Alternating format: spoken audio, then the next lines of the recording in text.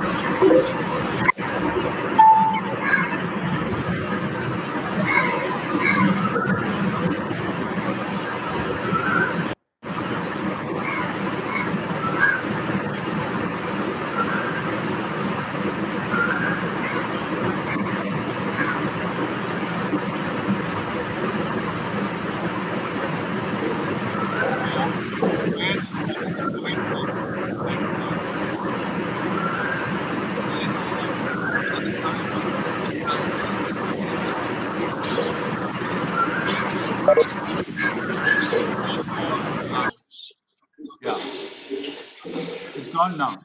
The sound is gone. Can you just say a few words so that,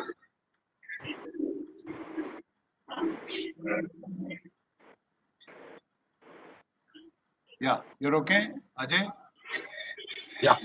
All right. I think this is good. So we can get started. Thank you very much for being here, and very grateful to Ajay for joining us and giving us this talk. Really something which interests all of us, and I hope there's not a live snake on which I don't know whose foot is there. Uh, I hope it's not your foot, which is, and I hope the snake is not live in that picture of you. Firstly, thank you all for having me. I hope the talk is of some interest to everyone, and I'll apologize in advance for any of the in case any of the information is too simplistic. But it's meant to be for a broad audience, so there's a little bit about snakes and a lot about snake bite. There is still some static, I think. Yeah.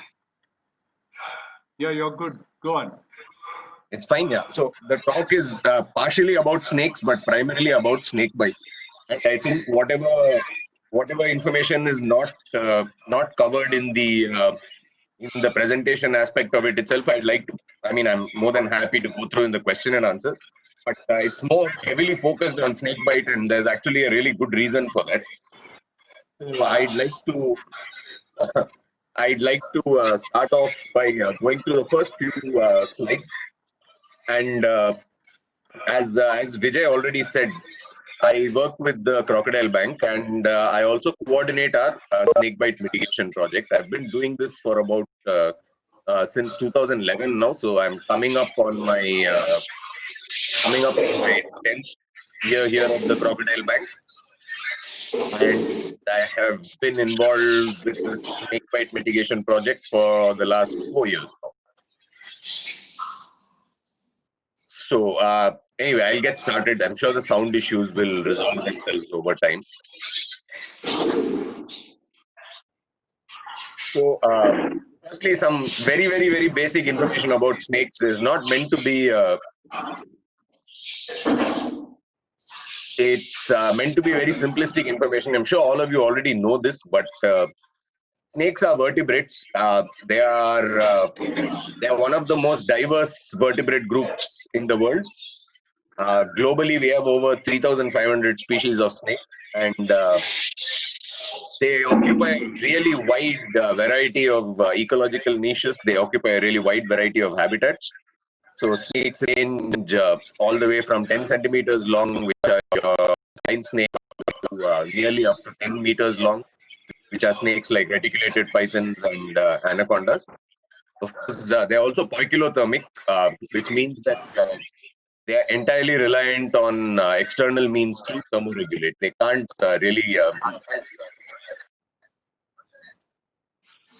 really regulate their body temperature on their own. Some of the key physiological features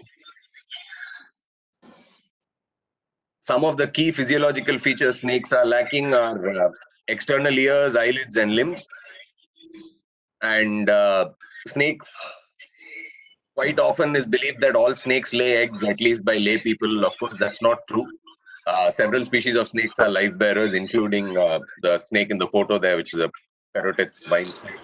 Sand boas, Russell's vipers, several snakes give birth to live young as well. First thing, so this presentation is also aimed at lay people. So the first thing that I like to convey to people is that snakes are vertebrates, primarily because they're so flexible, they can squeeze into small spaces. Quite a lot of people tend to believe they're invertebrates. That's obviously not true. Even the most primitive snakes, of course, are vertebrates. And shedding the skin is another activity that snakes do. Typically in a urban or a suburban setting, all it takes is one snake skin somewhere in the garage for the entire apartment society to go into a tizzy, call pest control, call snake catchers. But snakes, like most reptiles, they shed their skin periodically. The only difference being that they shed their skin almost an entire piece, as opposed to other reptiles like monitor lizards, turtles, crocodiles, who shed their skin in small pieces. Snakes tend to let go of it in one or two large pieces usually. This, of course, helps them get rid of external parasites as well as grow. When snakes are flicking their tongue, monitor lizards as well, this activity is basically tasting the air. They have something called a vomeronasal organ, also called a Jacobson's organ. So that's the primary reason why why they have forked tongues, and when they retract the tongue back into their mouth, the tongue tips basically enter the vomeronasal organ, and then that sort of gives them a scent picture of what's around them. So it's a very critical activity. So particularly a snake in an uncomfortable situation or a snake in an alien environment will tend to flick its tongue a lot more than one that's comfortable or in a resting state. So snakes, or most snakes as well, the upper and lower jaw are not rigidly attached or fused together at the back like in human beings. So it's attached by a sort of hinged moving bone called the quadrate bone. And on top of that, the two segments of the lower jaw can function independently of each other.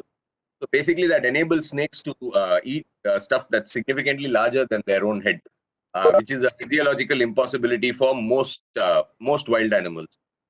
So snakes can end up eating prey that's significantly larger than their head. This is from a publication where juvenile Daboia russelli, which is a Russell's viper, this is a tiny little animal, had consumed a mouse, and as you can see, the relative predator prey mass was 0.64. The mouse was actually the mouse was actually heavier than the snake itself, but it basically this is because of the design of their jaws. It means that they can consume large prey items like this, and evolutionarily it's really helpful for snakes, because if they do consume a large prey item, it means that they don't have to feed again for maybe up to 10 days, 2 weeks, and they can run off of the one large meal they've consumed for extended periods of time. And because of the wide range of habitat snakes live in, because of the wide range of body shapes, and because of the wide range of venoms and other functionality they have a very wide range of dietary preferences. Most snakes are generalists, which means that they'll eat anything that can fit in their mouth. They'll eat rodents that are appropriately sized, they'll eat lizards, they'll eat frogs. There are some snakes that are specialist feeders, and most well-known, probably thanks to Rom, at least in part, is the king cobra, which is largely Ophiophagus. They eat mostly other snakes and the occasional monitor lizard. There are sea snakes typically eat fish and eels. So there are some snakes that are very specific in their diet, but most of them will consume a large variety of prey, depending on the locality and depending on what their natural habitat is. Okay, so that was the short ecological introduction, because this talk is actually about snakebite mitigation in India. And I didn't want it to be too depressing talking about how many people die of snakebite every year. So there was a short ecological component. But of course, you feel free to ask me any questions once the talk is done about any of the other ecological aspects. I think going forward from now, it's mostly about the snakebite scenario in India. So as most of you probably already know, India is one of the most diverse countries in the world as far as snake species diversity. I think at the minute we have nearly 320, maybe 320 species of snakes almost. One of the most diverse number of snakes in the world. And of course, out of the 320, vast number of them are absolutely harmless to human beings. I think all of the snakes you can see here in the picture are by and large harmless to human beings. There are, however, a few exceptions. So out of the 300 odd snakes we have, about maybe about 40 to 45 of them are potentially dangerous snakes. And thankfully, not all 40 or 50 of them are found across the country. But as you can see in the list, there's two categories of commonly found venomous snakes. Now, we keep saying the big four venomous snakes of India, which is, of course, the common cobra, the Russell's viper, the common krait, and the saw-scale viper. It's sort of a dated concept in the sense that there are 3 other species of cobras found across India. There are 7 other species of kraits found across India. And there are 2 species of saw-scale viper. And apart from that, we have 25 species of pit viper as well that are capable of causing morbidity to human beings, if not mortality. So in all, there's about 15 maybe common venomous snakes that can potentially cause mortality when they bite human beings. But yeah, if there's about 15-20 commonly found venomous snakes, it means that the overwhelming majority, nearly 300 of our snakes, are absolutely harmless. Of course, since this is for the Madras Naturalist Society, all of you already know this, but there are only 4 species of venomous snakes in the greater Chennai area. The spectacle cobra, it's a very readily identifiable snake. It's called the spectacle cobra because of the U-shaped marking on the back of the hood. So, of course, is a way to deter predators because it makes the animal appear larger and it looks like false eye spots. And the other common venomous snake of the greater Chennai area is the common krait, Bungarus caeruleus. These 2 snakes belong to, these 2 snakes are called elapids. So elapids are basically snakes with short fixed fangs in front of the mouth.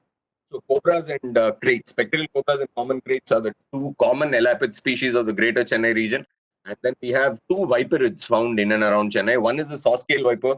Of course, in Tamil, it is called the Surutai Pambu or the Surutai Viriyan. Of course, I actually neglected to mention the Tamil names of the other 2. The cobra, everybody knows, Nalla Pambu, Naga Pambu, Godumai Nagam, Maidamav Nagam, all of these other names. And the common krait typically is called the Kattuviriyan or the Karuvelam Pambu or the Yettadi Viriyan. So these are the Tamil names, just for your interest. The saw-scale viper is the smallest of the common venomous snakes we have in and around Chennai. So typically, they don't grow much longer than about 60 centimeters here down south. and extremely common in dry arid land and wasteland, or what we call Porambok Nelam, and of course in and around agricultural regions as well. And the fourth venomous snake that's commonly found around the Chennai area is the Russell's viper. Russell's viper is a large, heavy-bodied viper, grows up to 1.8 meters long sometimes, and since they're a little bit stout, heavy-bodied snakes, they're often mistaken for pythons, which can be a bit problematic, because pythons, of course, are harmless, and Russell's vipers can kill you really quickly.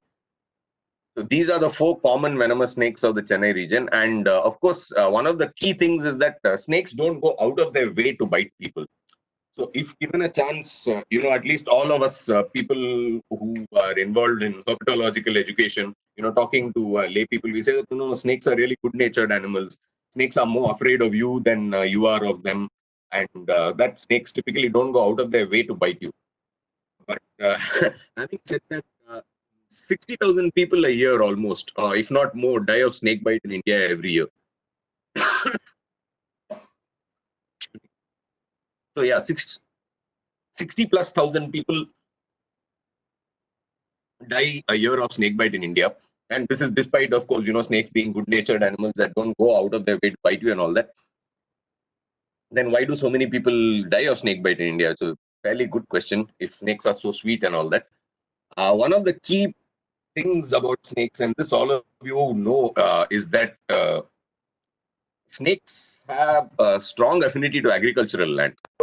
Unlike a lot of other wild animals, snakes typically are not as common. At least these, some of the common venomous species are altogether more common in rural, sub-rural areas and agricultural land rather than actual jungle. And the data on top is from the Census of India. And out of our workforce, nearly 57%, which is 176 million people, of the entire labor force of India are involved in agriculture and allied activities. So we have 177 million people who rely on agriculture or allied activities for subsistence, and snakes, of course, do really well in agricultural land. There's plenty of food and shelter at the right time of year, and due to the high amount of human activity in agricultural land, there's quite a lot of chances for these kind of negative interactions with snakes. This is a staged photo, but it sort of illustrates a very typical scenario of how snake bites may happen. This is a farmer picking up bundles of dried paddy, and I'm not sure whether you can see very clearly, but there's a Russell's viper that's chosen to take up residence right under one of the bundles of paddy. So these kind of activities tend to preclude, tend to actually make snakebite a very strong occupational hazard for people in the agricultural sector, particularly laborers in the agricultural sector. Outside of that, much like this wonderful family, I should have blurred out their faces, but we have quite a lot of lifestyle practices that put us at risk, not only of motorcycle accidents, but of snakebite as well. And these again are sort of well documented by now, but I'm going to go through them again. And unfortunately, as it were, quite a lot of these are symptomatic more of poverty, and these are forced situations. But walking outdoors barefoot, walking outdoors in the dark, sleeping outdoors at night, this is a common practice in most rural areas, especially in the summer. Poor waste management, open defecation, these sort of practices all significantly increase the risk of someone being exposed to a snake or to being bitten by a snake. And these all basically end up in causing the large number of bites. Now, one of the key things in India is that infrastructure is not evenly spread out across the country. We all know this. So the infrastructure, for example, in Bombay or in Chennai is likely to be much better than, say, in Gadchiroli or some other smaller district or smaller town of Tamil Nadu. On top of that, of course, there's still quite a lot of reliance on quack remedies and WhatsApp University obtained degrees with regards to the treatment of snakebite. These two are just some of the most well-known quack medicines of the old days.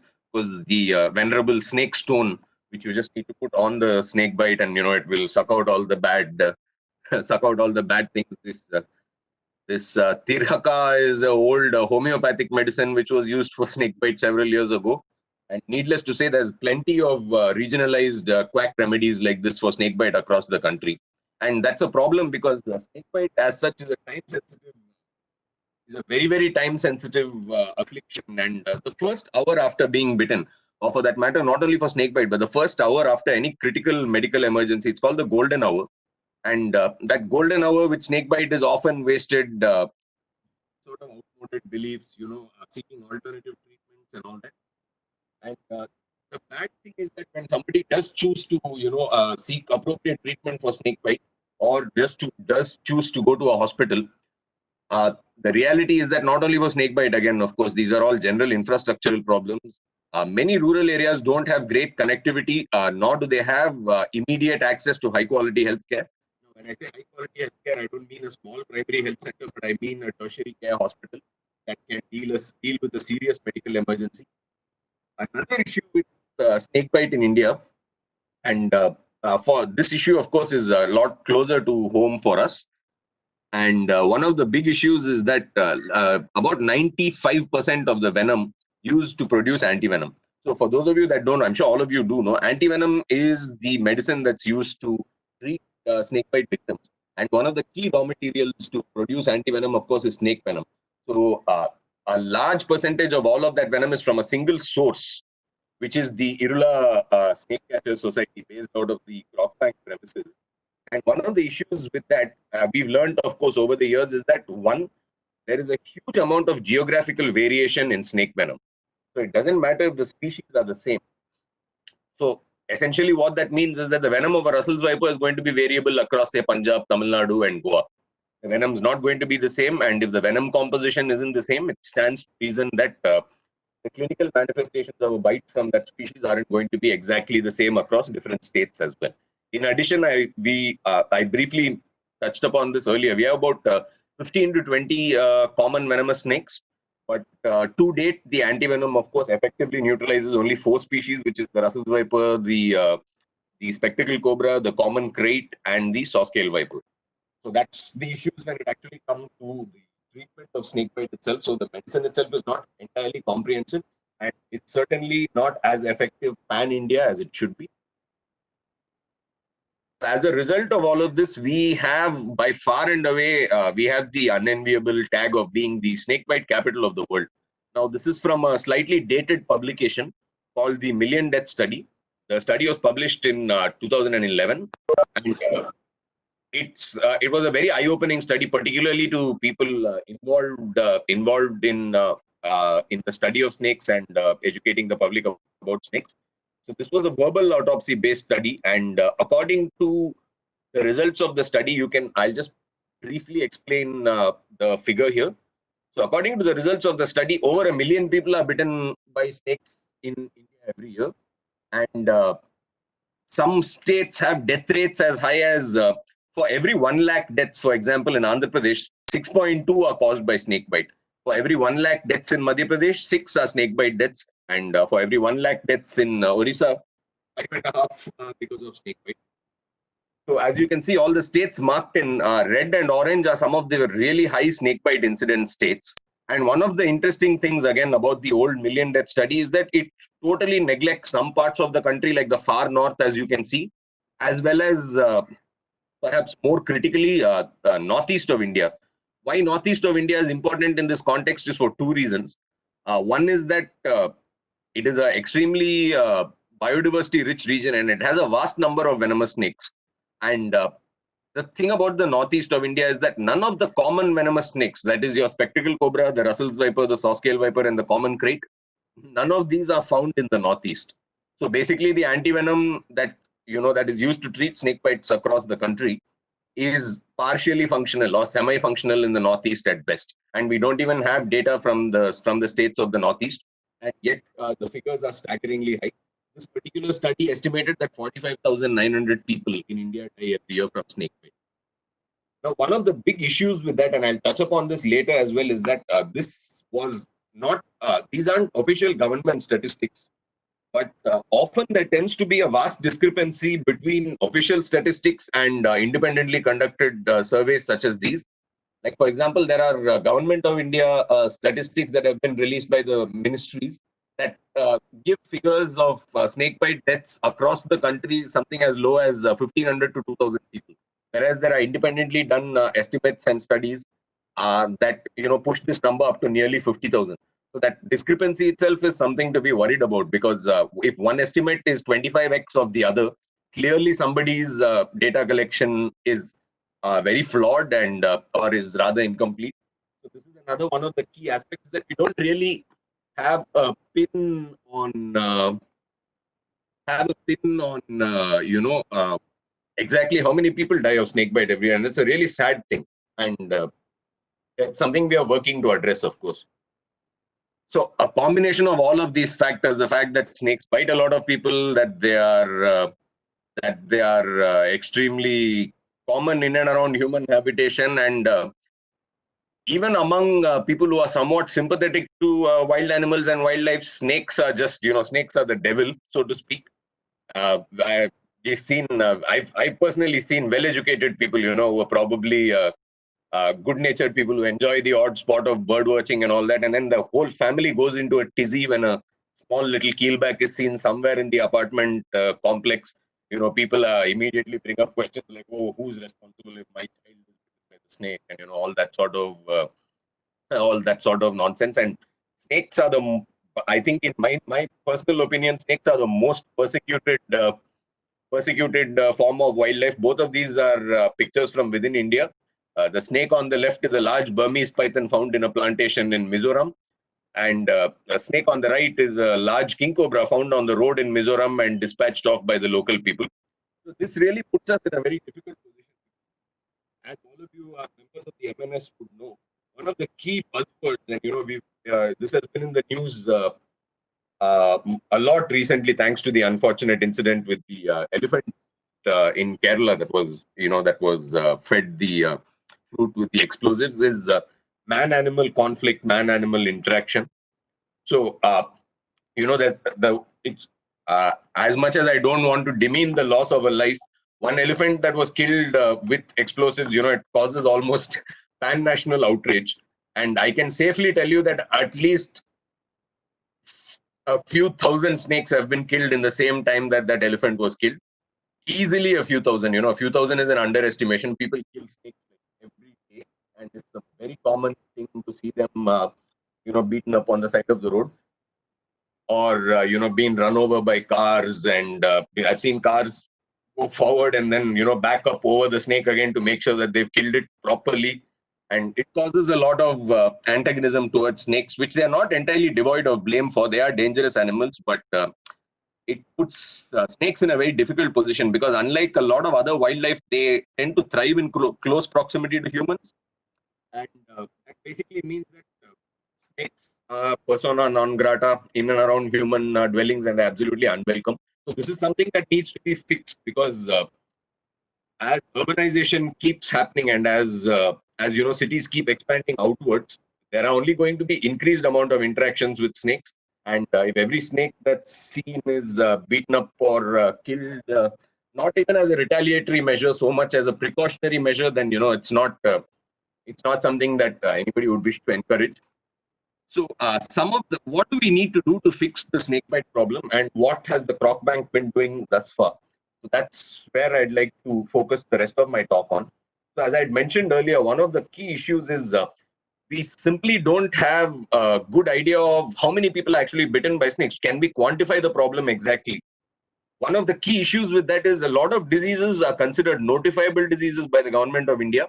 And if a disease is notifiable, there's a certain reporting mechanism, and every occurrence of a said notifiable disease has to be passed on to the health ministry. That's not the case with snakebite. So unless we can better estimate the burden of snakebite through robust data collected at hospitals, there's really no way of saying for sure how many people actually die of snakebite. Community level surveys, which is door-to-door surveys or household surveys, are another critical aspect of this, because one of the things with snakebite that's been said many times before is a large number or a large proportion of snakebite victims don't go through the medical system at all, either for lack of access or either for time. Many people die outside of the hospital. So a combination of hospital data and community level surveys need to go hand in hand for us to be able to actually accurately estimate the toll that snakebite takes on human lives every year. Another key aspect, I'm just going to excuse myself for a quick second.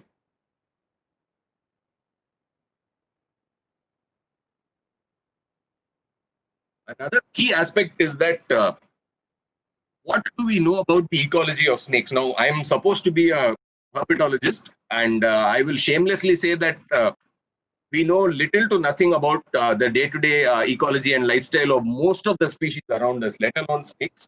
But it takes on a different meaning for snakes because having an idea of activity patterns of snakes locally, having an idea of what periods of year, what cropping season they're active, what time of day they're more active in, knowing all of these things can sort of help shape uh, community education. But the thing is, we don't really know so much of it.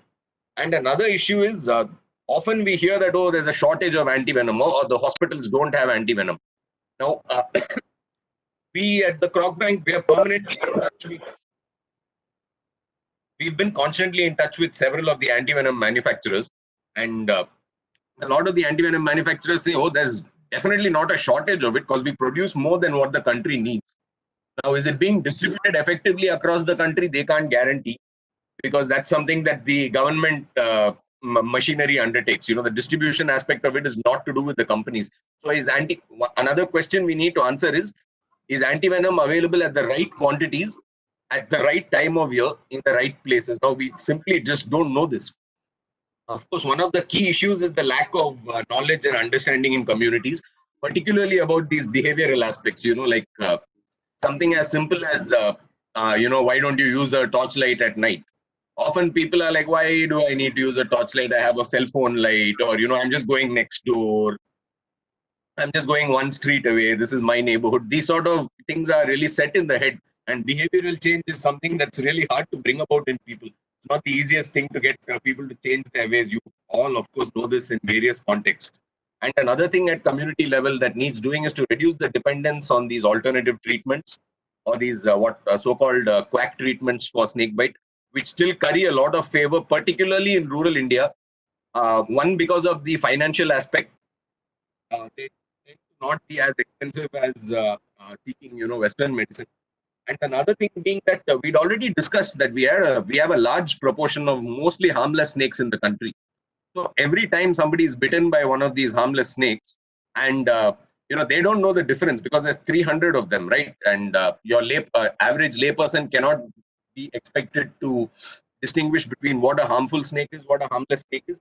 So every time one of these people that's bitten by a harmless snake goes to a faith healer or goes to one of these herbalists, or I should say pseudo herbalists, and is cured, this is seen as a success for the quack. And because we have so many non-venomous snakes, you would assume that every quack has a fairly high success rate when it comes to treating snake bite, whereas the reality is that quite likely the bites they cured or the bites they treated were from harmless snakes to begin with. Another key aspect is improving the treatment. Now, this is not something the Croc Bank directly works on, but once you've quantified the problem, you know what the issue is. You've trained the community well on how to avoid snakebite or how best to avoid snakebite. You still need to have a robust medical system, because when you're going and telling people that, hey, if you are bitten by a snake, you should just get to hospital because you'll be fine. And people's faith in the medical system will only stay strong when medical system is first, it's available pan-India. So it shouldn't make a difference whether you're in a tiny hamlet or in a large city. You should still have equal access to high-quality healthcare, which is currently not the case. And antivenom, which is efficacious pan-India, which we currently don't have, but that's being worked on. And of course, there are a lot of biotechnologists and scientists that are working on novel approaches to treatment, aka treatment for snakebite that doesn't necessarily need snake venom to make. Something like a pill that anybody bitten by a snake can take, and they're okay in a few minutes without ever having to go to a medical facility. That's the end goal, and there are lots of entities working towards something like that.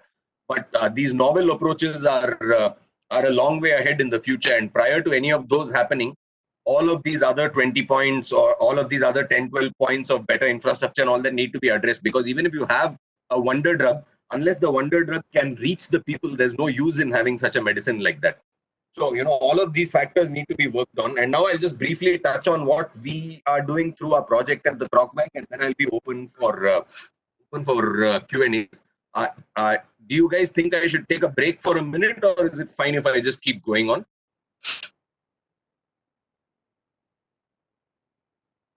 Go ahead. Go ahead. Keep going on. Okay, great. Okay, thank you.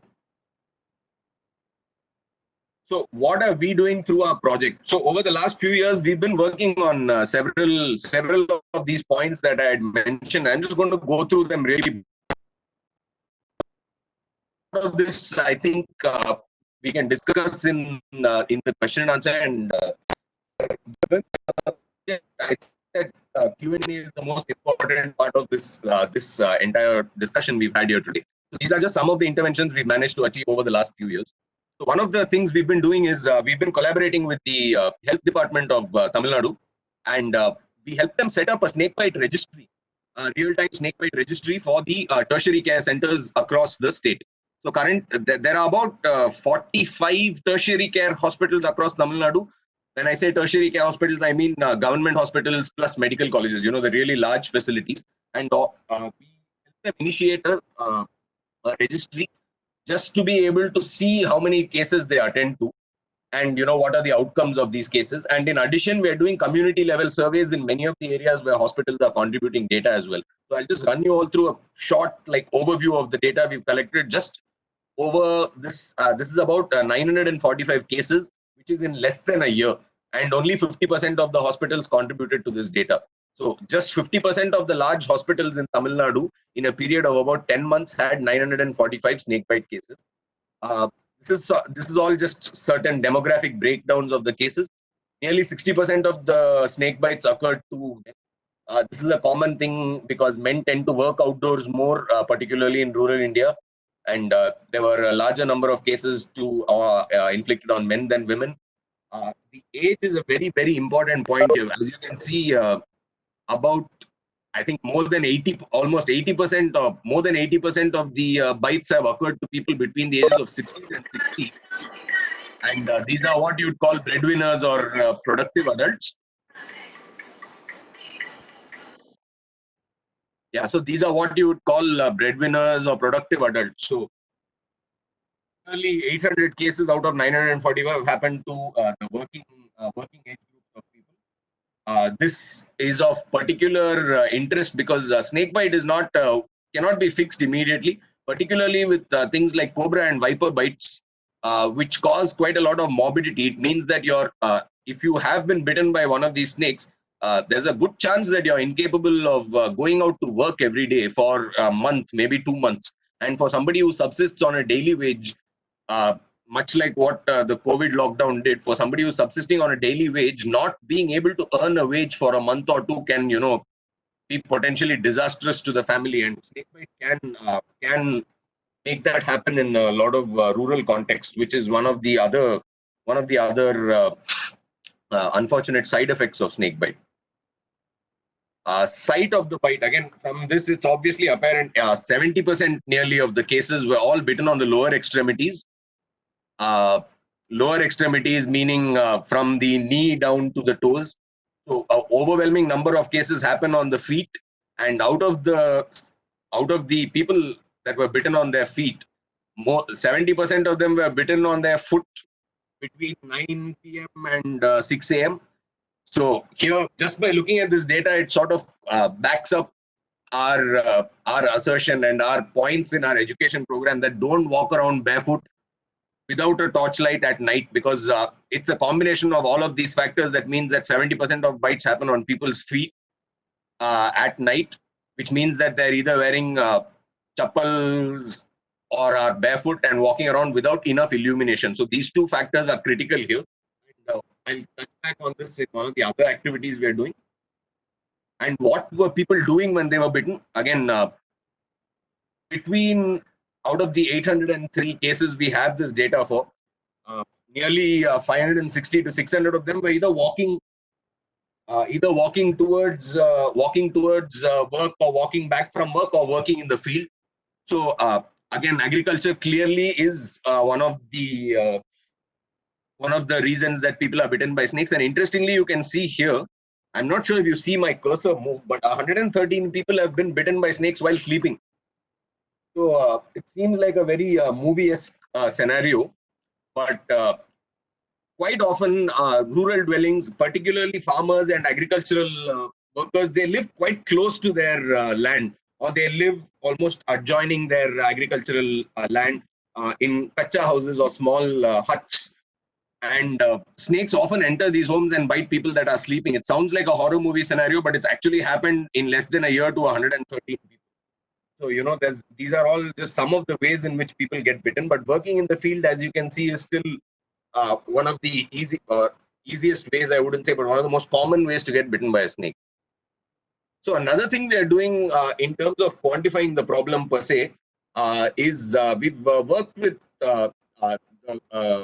an organization called IndianSnakes.org, which is a large online website, for people to get information about snakes. And we've set up an app with them.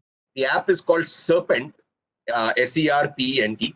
And you can see the interface of the app here. So the app basically focuses on 3 or 4 main focal areas. One is for lay people to be able to identify snakes that they see.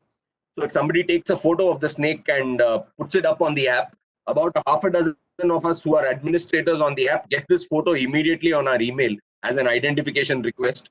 And we are able to real-time identify snakes that people see out. This may be in their homes, this may be out while on a trek or in nature, or in a rescue situation. Another thing the app enables people to do is what you can see on the second screenshot, the one in the middle. The app has a list of snakebite hospitals that treat snakebite within a certain radius of the GPS point of the user. So if in case somebody wants to know what the hospitals around them that treat snakebite are, that's information that they can get from the hospital as well.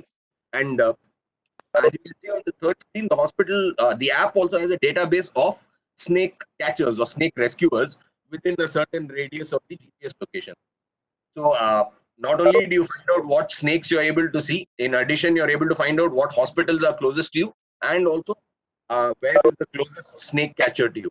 So the app sort of tries and deals with all of the common emergencies associated with snakes that lay people come across in their life.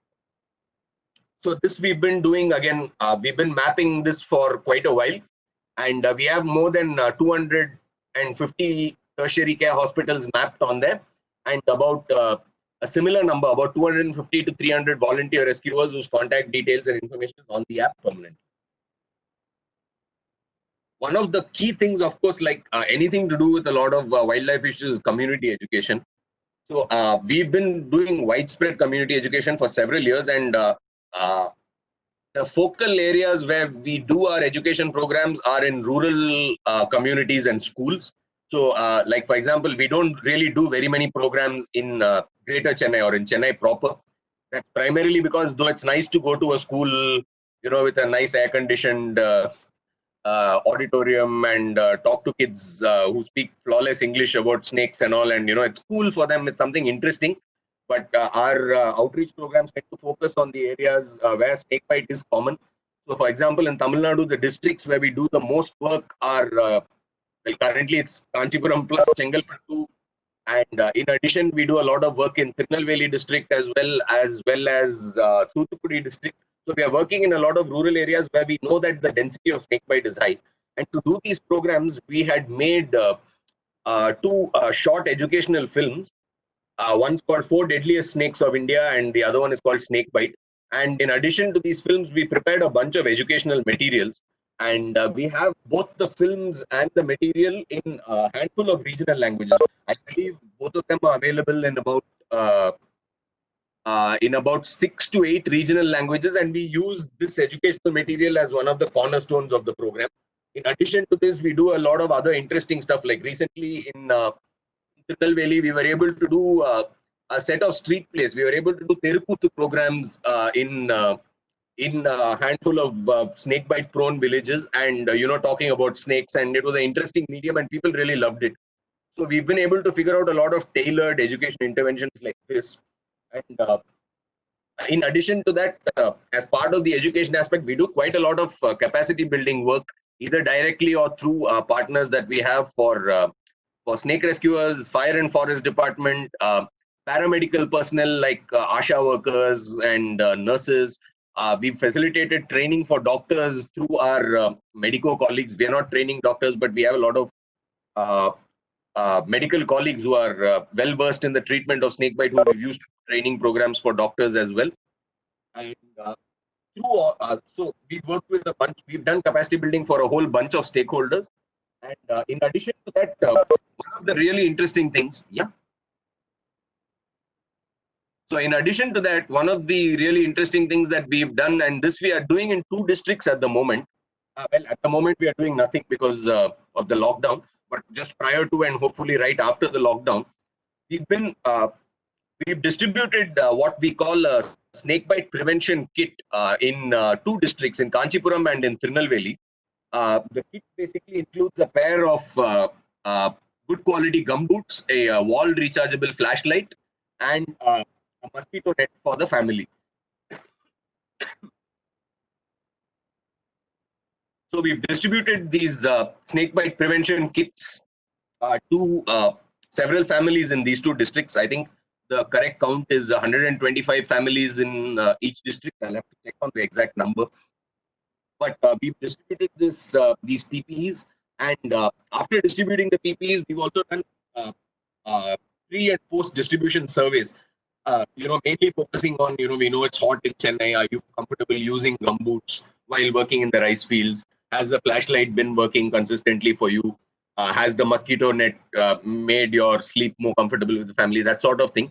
And this is mainly for us to be able to quantify behavioral change in these communities, if any. So overall, through a lot of these interventions and through our education programs, we've reached more than 1 lakh people. 1 lakh people is an underestimation. We've directly reached over 1 lakh of people in 7 target states that we work in. Of these, outside of the direct programs that we've done, through our videos that we've shared to several educators and other stakeholders and put on social media, we've reached over this PPT is a little dated. We've reached over 1.5 million people actually in terms of our social media reach through our videos and all that. While these numbers all sound good, and this one particular picture we really like, because I really like using this photo in my presentations, because this was from a program we did in Chittoor district of Andhra Pradesh, where we managed to get together 1,900 school children from the 3 adjoining districts, and we were able to do a hour-long education program about snakes and snakebite for 2,000 kids, teachers, and parents.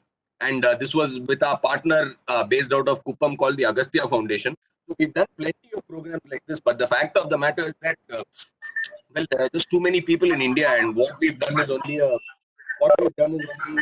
tiny fraction in terms of what actually needs doing, for the message to actually percolate to the very grassroots level. Another thing, while improving treatment, that's not really our focal point of work. One of the things we've been doing over the last few years, and this is in collaboration with the Indian Institute of Science, Dr. Karthik Sunagar. I had mentioned to you guys earlier that snake venom is very variable. But the thing is, we don't know where it varies, how much it varies. So one thing that we have done over the last few years is we've collected small samples of snake venom from different parts of the country. We've collected small samples of snake venom from different parts of the country. And the group at IASC, we've already gotten out 1 publication, and there are 2 others that are in the pipeline, just quantifying these differences between species and different geographic zones. So that's another thing that we've been working, and it's produced quite a lot of good results over the last few years. Primarily because we keep saying that snake venom varies across regions, but we didn't really know the extent of and the specifics of the variation. And now we do, thanks to spending the time to go around places collecting these samples. And another thing that we've done in collaboration with a handful of stakeholders is, stakeholders, not snakeholders. Well, actually, it's a handful of stakeholders as well. But in collaboration with a group of stakeholders, we've been working with the Irula Society to bring them up to what's called GMP standards of manufacturing practice standards. Because, as you know, they are the primary suppliers of snake venom across the country. And while it's run as a tribal enterprise and all that, there are quite a lot of aspects of their operation that need to be brought up to, let's say, modern standards. And that's something we've been doing in collaboration with a lot of stakeholders and the government of Tamil Nadu who run the Irula Society. And it's just a snapshot of the work we've been doing. And with that, I'll wind up my presentation. I'd just like to say that these are some of the organizations that we work with. And one of the key things is that there's just a long way to go to effectively mitigate the suffering that snakebite causes. It's not something that's going to happen overnight. We've been lucky to work with a lot of supportive NGOs and organizations that have worked together with us to help try and make a small dent on this problem, and hopefully all of our combined efforts will come to fruition a few years down the line. And that's basically the end of my talk. I'd like to thank you all for listening so patiently. I'm sorry if I've been rambling on for longer than expected, but I tend to do that. So with that, I'll cut my screen off and I'll hand it over to Vijay so that the Q&A can happen. No, don't cut your screen off. You please be there. Thanks a lot, Ajay. It was very, very interesting, and there seems to be a lot of interest in this because we had this is the maximum number of people who have attended in the last 3 months. So I believe snakes do attract a lot of attention. Thanks, Ajay. And as already informed to all of you, please post your questions on the chat box. And Umesh will coordinate the asking of the questions, presenting the questions to Ajay, and Ajay can answer them all. Over to you, Umesh. Yeah. Yes, Vijay. Thank you. So, Ajay, some questions have already come in. Shall we get started with those? Absolutely. Okay. So the first question is from Vasant. He says MNS members go to different forests. Can snake venom be taken along to save time in finding a hospital and administer ourselves? Is it permitted? Is there any restriction on sale of antivenom? There is no restriction on the sale of antivenom per se, but antivenom is a drug that's meant to be administered only within a medical setting. And the primary reason for that being about 15 to 20% of the people that are administered antivenom anaphylactic shock. I'm sure some of you are medicos and you know what anaphylactic shock is. And if you have, if you can die within 45 seconds from anaphylaxis, from an allergic reaction to the antivenom, so it can't be administered outside of a medical setting, unfortunately. You need to have access to doctors and ventilator close at hand before you can think of administering ASV to a person. So it's not something you can just jab yourself into the field. Right. So we need to get to a nearby. Get to the closest hospital. So what you can do is when you are traveling to these sort of places is to have an idea. I mean, it's not only for snakes. If it's for somebody twists their ankle, hurts their leg, something like that. It's good to know which is the closest hospital to you. So I think that should be the goal rather than try and self-administer potentially dangerous. So maybe it will be a good idea if we all have a Serpent app on our phones, so that we know exactly. Serpent app. Actually, Vijay, yeah, absolutely. I did download it while we were talking, Okay. and I found it quite interesting, quite simple, and a lot of good information there. Yeah. So the app is helpful. Just knowing, I mean, if the app itself is not practical, just knowing what healthcare facilities are closest to you, that alone should be good enough. Sure. And having a plan of action that this will be my route, so on and so forth. This is how I will reach hospital. ABC will drive, so yeah. Right, just in case, right? Yeah, absolutely. But one question on the app, since we're talking about it, Mhm. Is the information only for TN or is it there for No, all it's India? pan India. It's pan India. Pan India. Great. Okay. Moving on to the next question. Well, we have a bunch of questions from Bala. Mhm. I'll just go through them one by one, and I think some of them you have already covered, but maybe if you can just touch upon them quickly. Absolutely, that's not a problem. Right. So, Yeah. first question: why do they have a forked tongue? So snakes have the forked tongue because it enables them to get the scent from across a wider range of areas. That's the primary Right. reason. So it sort of spits Okay. out. Why do they shed their skin? It's just, I mean, actually, Bala, all living animals shed their skin. The only difference is that human beings don't leave a human-shaped overall of skin lying around. Like dandruff is the most common shed skin. Dandruff is nothing but shed skin from the scalp. Only thing with snakes is that you find it like a rolled up sock or something, and it causes mass hysteria. But most living animals shed skin and hair. It's a process of entropy and growth. It's normal for most living animals. The next question is: why are there so many moths? So many color. If by moths you mean color forms, Bala. Moth. Yeah. So different color forms. It's because these animals are so widespread. Like for example, spectacled cobras or the common cobra, the nalla cobra, is found almost across the entire peninsula of India. And in some places it lives in forested regions, like in the Western Ghats. They are found in and around homes bordering rainforest. In Rajasthan and Gujarat, they are found in extremely dry, arid areas. In Tamil Nadu, they are found in different kinds of habitat. So the the color changes or the appearance of the animal changes sort of for it to be able to move suited to its micro habitat, because India is not a habitat, right? India is like a macro habitat. Within India, we have so many different kinds of ecotones and so many different kinds of zones. Just that alone will cause some amount of variability in appearance. Right. Okay. So why Why is is anti-venom yeah? exported to Africa? Is it effective against African snakes? So that's a good question, Bala. And some Indian manufacturers do make African antivenoms. Uh, of course, those African antivenoms are not being made with Indian snake venoms. Though sometimes they do use a few Indian snakes venoms. They do get in venoms from Africa to make these antivenoms, but I think among the scientific community, it's generally regarded that the Indian manufactured serums for Africa are not of the highest standard. So they are not the preferred product. But primarily the Indian manufacturers got into the African market because the largest manufacturer of antivenom for Africa, which was a French company called Sanofi Pasteur, they stopped manufacturing antivenom. So there was a vacuum in the market, and the Indian companies are trying to fill that primarily. And if they do manufacture an African product, it won't be made with solely Indian snake venoms. They do include venoms from Africa in the immunization mixture.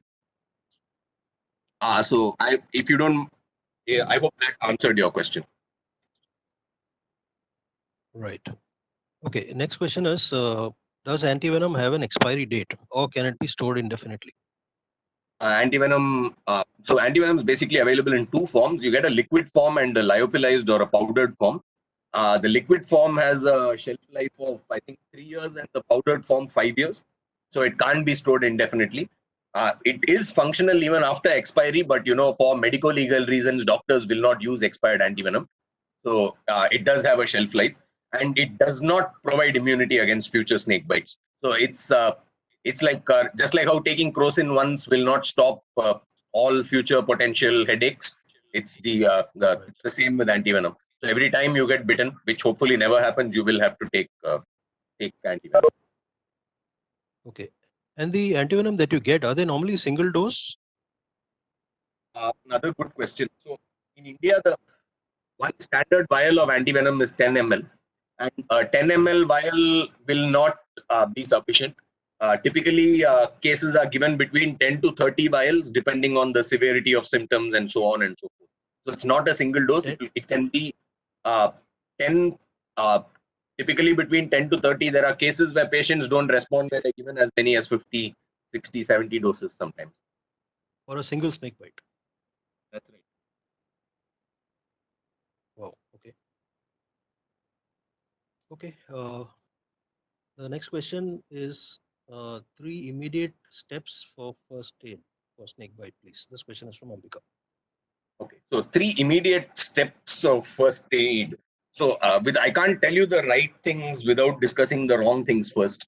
So again, actually we have some short films. I'll pass on the link through to the MNS group, and then you should check out the films because they do deal with a lot of these points as well. But I will tell you what all shouldn't be done first.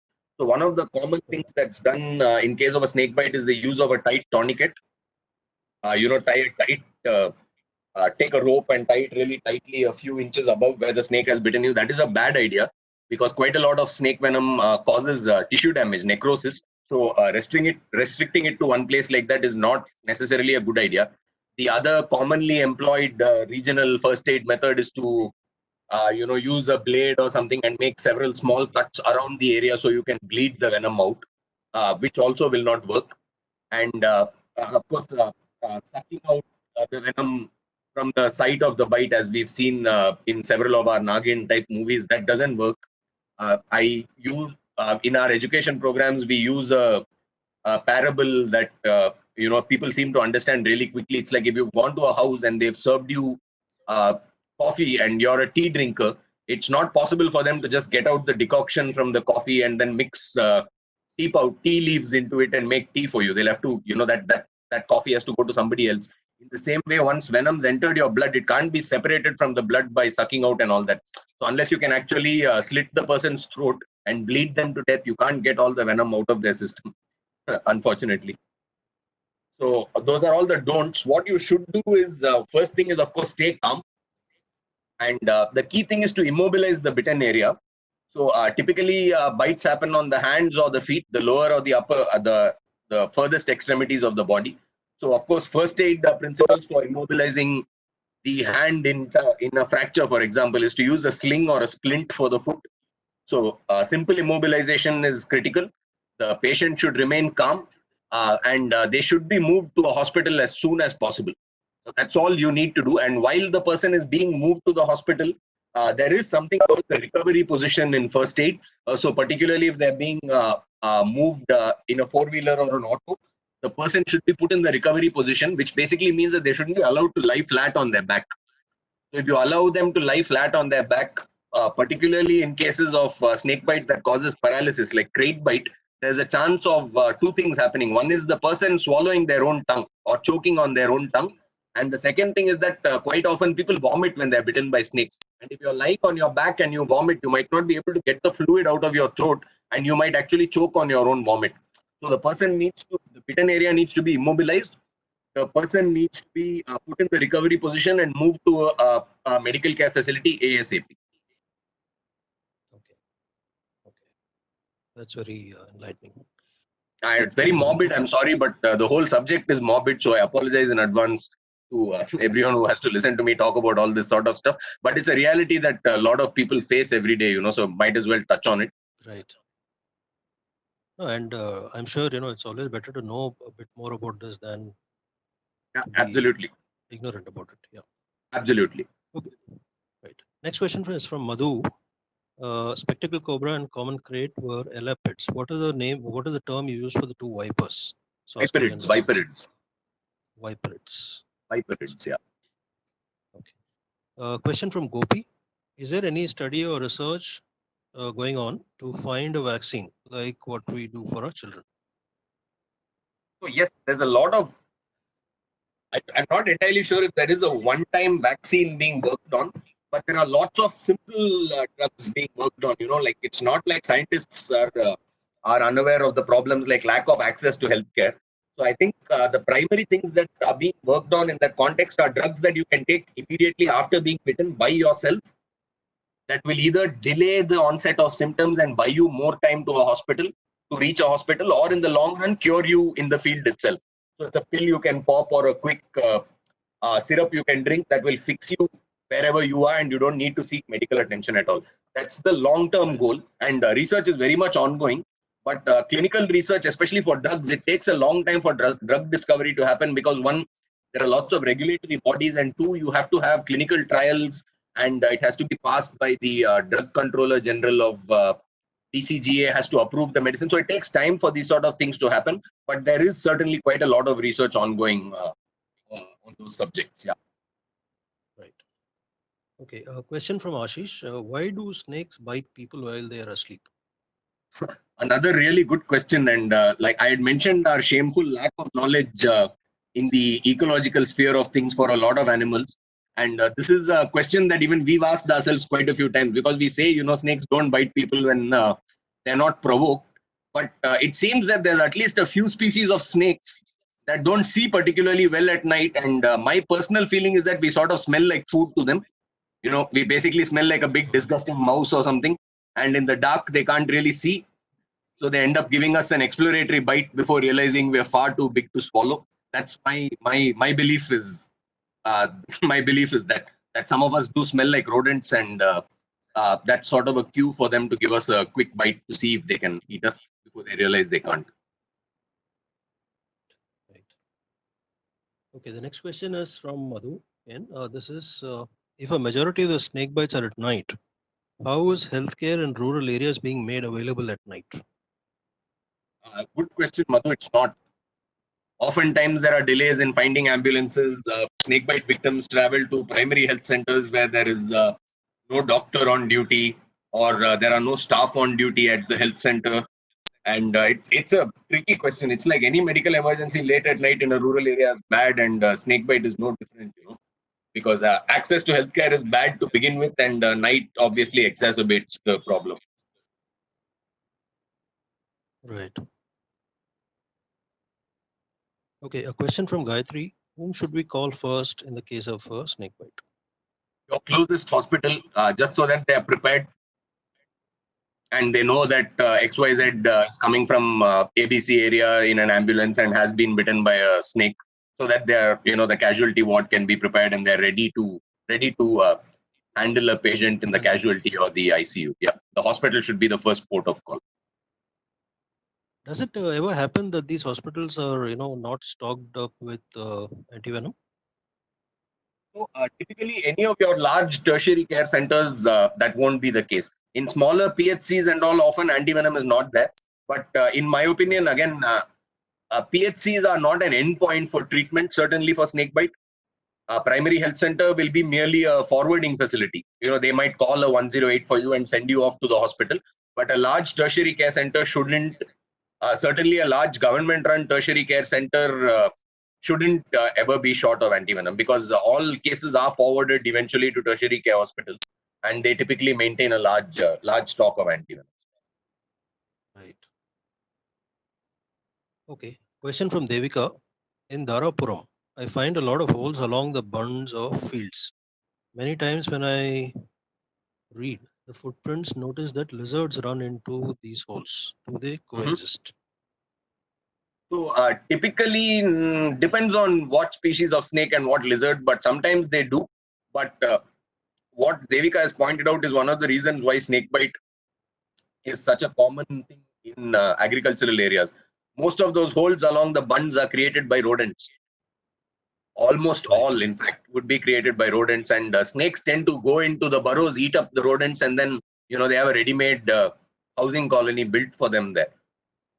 So that's typically how snake bites happen. Of course, lizards will use these burrows as well for shelter, and sometimes they will coexist, but it depends on what kind of snake it is and what kind of lizard, ultimately, at the end of the day. Okay, a question from Ramesh. Can there be a unique telephone number, like for ambulance and fire, which we can contact in case of snake bites? So for snake bites specifically, we did workshop the idea of trying to set up like a line.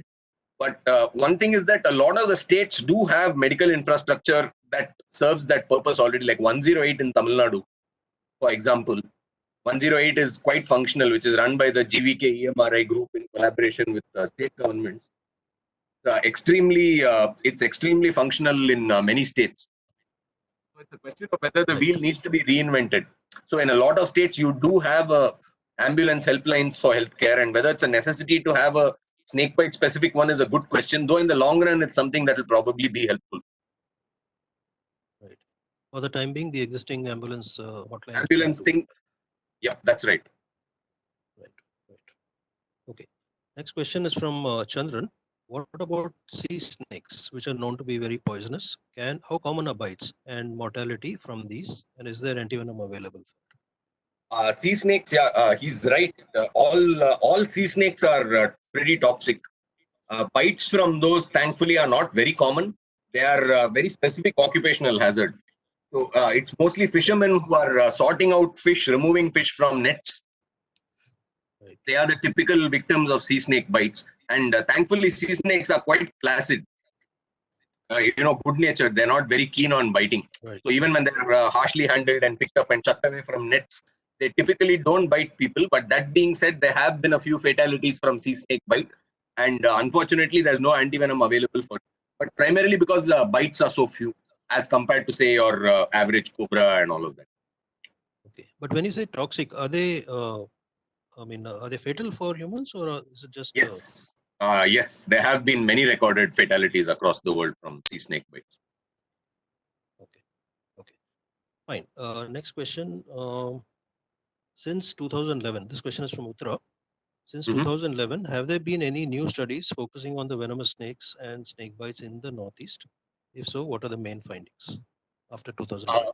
So there are a few agencies focusing on the snake venoms. So we managed to collect venom samples from parts of the Northeast. There are other groups, research groups as well, that have collected venom samples from the Northeast. And we know for a fact that your common venomous snakes aren't found there. There's a completely different group of snakes in the Northeast, and lab results, or at least not human testing, but what you'd call preclinical tests and mouse experiments that we've done in collaboration with IASC, they show that the present antivenoms don't really neutralize venom of snakes from Northeast particularly well. Right. I'll share a link of that publication again that we worked on with the IASC group, so that the publication has components of snakes from the Northeast as well. So right after this, I can maybe email it across to you guys along with the links to our educational films and all that. Sure. Yeah, We can support that. that'll be a good thing to do. You can email it to me, then I'll share it with the group. Ajay, thanks. Absolutely. And the links to the videos also, right? Yeah, sure thing. Okay. Next question. Couple of people have said that they're not able to find the app, but well, I just downloaded it. It's called Serpent. It's there on Play Store. Ajay, is there any other place that can be downloaded from also? I think currently it's I'm not sure if it's on iOS already. So maybe Devika has searched from iOS, or whoever it was that couldn't find it. I have to check if it's available on the Apple Store, but certainly it's there on the Android store. I know that for sure. Yeah, that's right. When you search for Serpent, it comes right. The first Mhm. result. Yeah. So, yes. A company called Leopard, I think, the developer. That's right. Leopard Tech Lab Serpent. Okay. Next question from Badri. I think we could carry antivenom with us because the nearest hospital might not be having it. So one of the things is that they'll typically refuse to use the antivenom you carry. Okay. One to sound very heartless and crude, it's a billable for them, in the sense that a vial of antivenom, a hospital will charge you about 500 rupees for it if you're going to a private facility, and if you carry antivenom with you, they're losing out on a few thousand rupees worth of drugs that they could add to your bill. So typically they won't use the drugs you carry, because also there's no guarantee you have stored the drugs appropriately and all that. I personally would say it's better to have a good rapport with your nearest medical facility rather than try and carry the drugs yourself. Because as long as you're constantly in touch with the hospital, like for example, since we have a lot of captive snakes here at the Crocodile Bank, and we are working with them hands-on regularly, we are in constant communication with the hospital that's closest to us, and they know that it's a possibility that at some point somebody from the Crocodile Bank or the Irla Society might come to us for a snake bite. So as long as they are mentally prepared for that eventuality, I think there's no need to carry antivenom.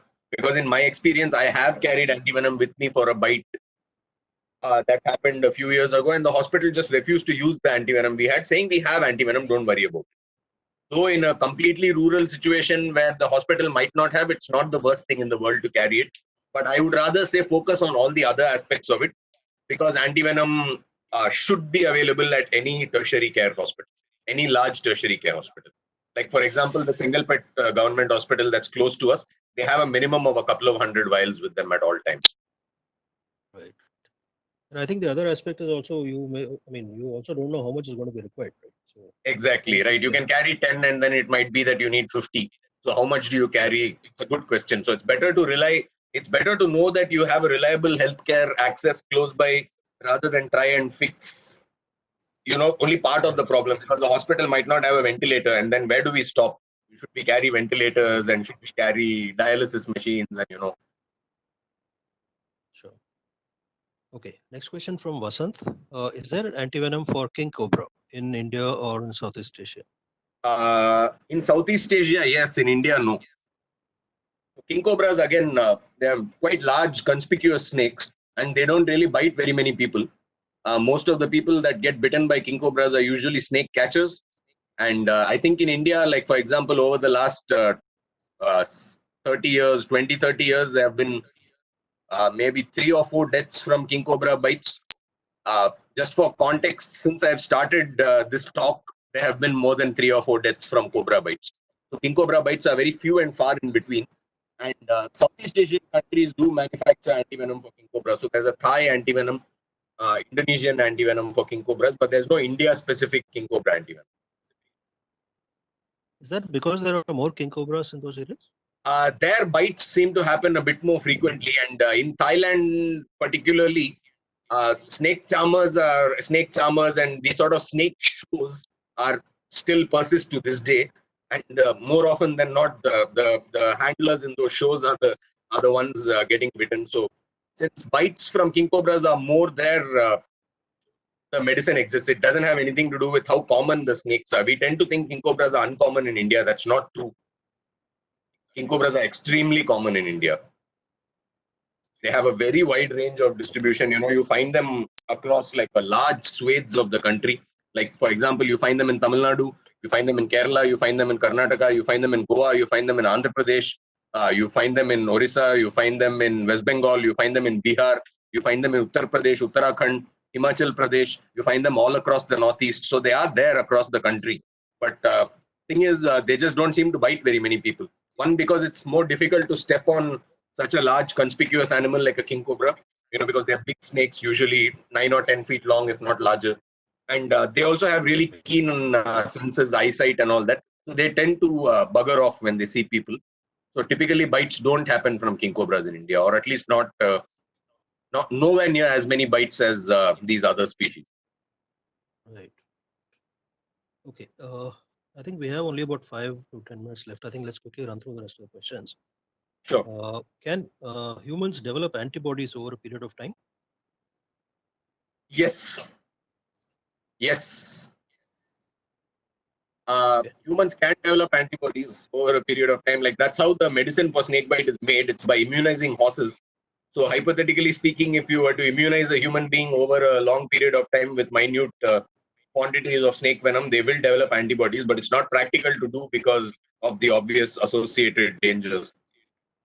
Right. Okay. Okay. Ashish has requested for the links, which you anyway said that you will be sharing. Yes, I'll share the links across. Yeah. Sure. Okay. Madhu is asking, what's a suggested plan of action in case of a snake bite in remote places without immediate access to healthcare? I'll just be repeating myself actually, but it's Right. just to ensure that you have a line of communication with the hospital and you have at least an access to the hospital. It's not like you have to walk to the hospital or something like that. Now, there's a way for you to reach the medical facility and a direct line to the medical facility over phone. I think that's the best you can hope for in these situations. Question from Shantaram. What is the Yeah, difference between the sorry fangs? to interrupt, Umesh. I got another question as well. I think it's been sent only to me. Do certain species of Okay. snakes mimic other species? If so, why? And that was from Bala. Yes, certain harmless snakes do mimic dangerous snakes. It's a basic ecological concept. It's called Batesian mimicry. It makes sense for a harmless animal to look like something a little more dangerous to make it potentially unappealing to predators. For example, a predator might be less likely to attack and try and consume a venomous snake as opposed to a harmless one. So there are many non-venomous snakes that superficially resemble venomous snakes for that main reason. Right. Okay. So the next question from here is from Shantaram. What are the difference in the fangs between elapids and viperids? That's a good question. So elapids basically are commonly called fixed fang snakes. So elapids have small fixed fangs that are permanently in what you would call a biting position right at the front of the mouth. So your elapids are snakes like cobras, king cobras, black mambas, and so on and so forth. And viperids basically have hinged fangs. So viperid fangs are sort of like switchblade knives in the sense that they stay folded up against the roof of the mouth like that. And when the snake wants to bite, the fangs swing out. Whereas elapid fangs are short and permanently erect. So whenever an elapid opens its mouth, it can bite. It doesn't have to swing the fangs out in order to be able to bite. Do you ever come across cases where they bite without actually releasing the venom? I mean, Absolutely, it happens. Absolutely, it happens. They're called dry bites. And Right. dry bites are bites where large quantities of venom are not injected, aka not serious bites, but from serious snakes. It happens all the time. Again, I'll be hard pressed to give you exact statistics as to how many bites are dry bites like these. Sure. But a good number of them are. A certain percentage of them certainly are dry bites where people are bitten by things like cobras, but no symptoms manifest. Okay. Okay, great. Next question from Gayatri. Pets or domestic animals and snake bite. How do we handle it? It's the same as it is in humans, except the veterinarian will be doing the treatment. And But the antivenom is the same? Yep, antivenom is the same. Dosages will be less simply because your typical pet doesn't weigh as much as a human being. Like your dog might be 20-30 kilos. So the quantities of antivenom that will be needed might be less, but everything else is basically the same. And of course, a treating doctor will be a veterinarian. That's the only difference. Okay. There's no animal specific antivenom. It's the same drug that will be used for animals or humans. Okay. Question from it's more of a statement from Ambika. Interesting stats from the study that you detailed. I was just curious that a majority of the bites are at night and a majority seem to be in the agricultural fields. Okay, actually that might have been my mistake. I haven't really included the slide with the time-wise split up. The majority of the bites that happen at night are the people that are bitten on the foot. So it's not the majority of the whole data set. And also one thing is that when people say working in the field, it could also mean going to and returning from the field. The walk to the place where they're actually going to be sowing paddy or whatever, which is still in snake habitat. But a large number of bites do happen during the day as well. It's not that only at night. It's just that a significant portion happen at night as well, which are more easily avoidable than bites that happen during the day, simply because you can use a flashlight to be more aware of your surroundings. More lackadaisical or casual, perhaps.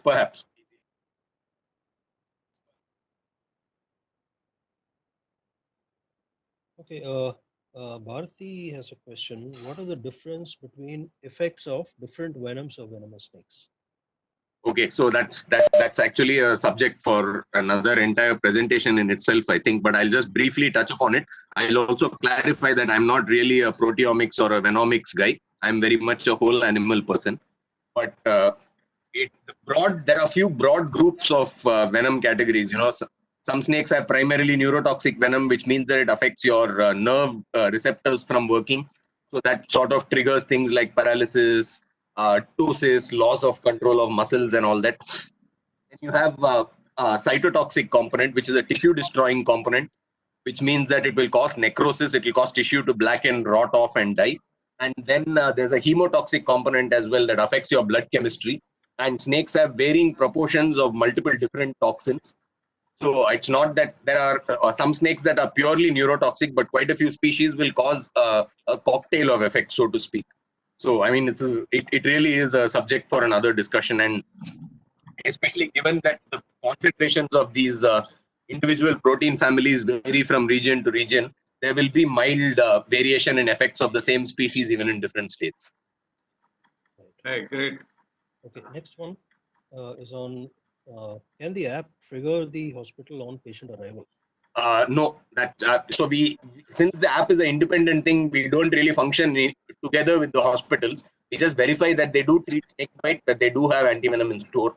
But in the long run, yeah, something like that would be great. But the app is more like it's designed less to be an emergency response system and more as an information repository for the time being. Right. Okay. Last question, I think, or no, we have two more questions. One is, does insurance normally cover snake bites? Yes, like insurance that farmers get, for example, from the state or central government, it does cover snake bite, and general insurance as well for a layperson should cover the cost of snake bite. The only difference might be if the person is an occupational snake handler, in which case there's a difference because it's a high risk profession and all that.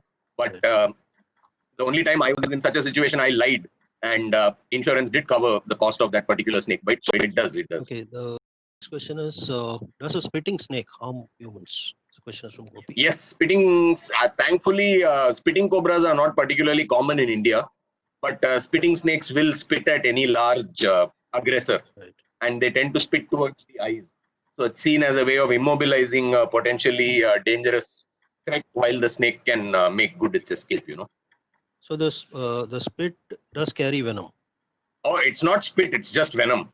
They're basically okay. shooting out venom through the fangs. Yeah. Okay.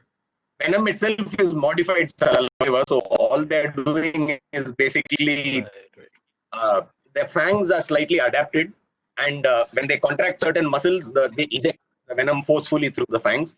Okay. So if the venom goes in your eyes, you can go blind, and if the venom enters your bloodstream through a pimple on your face or a cut on your shaving cut, for example, it will be the same effect as a bite. Okay. Okay, a couple of more questions have come in. Is there a general difference in venom chemistry between elapids and viperids? Broadly, yes. Very, very, very broadly, yes. Though they do share a lot of toxin families. Elapids, by and large, tend to be mostly neurotoxic, but this is a very broad generalization. It doesn't hold true with every species. But elapids typically will have neurotoxic and cytotoxic effects, and viperids broadly will cause hemotoxic effects. But just since the species are so diverse, it's hard to have a one size fits all kind of rule of thumb. Right. Okay, last question, Jay, from Suresh. Yes. Is there an iOS version of the app in the works? I will have to check. One of the reasons we avoided using an iOS version was that we wanted the app to be used primarily in rural regions, and Android penetration is strong in rural areas. iOS, even I don't have an iPhone. Not that I'm a rich dude, but in the long run, we would like to have one. Though for our current purposes, we feel the app being on Android sort of serves the purpose. But in the long run, we will try and have an Apple version for it as well. Yeah. Right. All right. Yeah, I think with that we come to the end of the questions. Also want to tell you a whole bunch of compliments and thank yous on the chat. I think you've cleared up a whole lot of myths and a lot of misconceptions that we had. Thank you very much for that. A lot of interesting information. I think all of us we've really enjoyed the talk. Thank you so much, Ajay. Yeah. Thank you all for having me. And like I said, I can send the information across to all of you. Sure. And I'm happy to share my email ID as well in case any of your members want to ask anything in the future or want to get in touch regarding some vague reptile or snake related issue. They can always get in touch with me over email. Yeah, do that. So you send. Oh, okay. One last question has just come in. Yeah. Please Vijay, just Ajay, an MNS member. Yeah, exactly. Yeah. Ajay, thanks a lot, Ajay, for it was wonderful. I mean, one never realized that 95 minutes have passed. And I'm sure there are still a lot more questions which many people would like to ask. So, like you suggested, please send your coordinates to me along with all the links and everything else that people have asked. And I'll see that it goes on to our. We'll share it. We have a very active Google group as well as a WhatsApp group. We'll ensure that it is shared. Absolutely. And thank you again very much for this wonderful morning. Thanks, thanks Ajay. Thanks. So Umesh, for helping thank you for having me, and enjoy the rest of your Sunday. And I hope you all are managing well during the whole Yeah, we are. coronavirus situation. Yeah, we wish the same to you too. You take.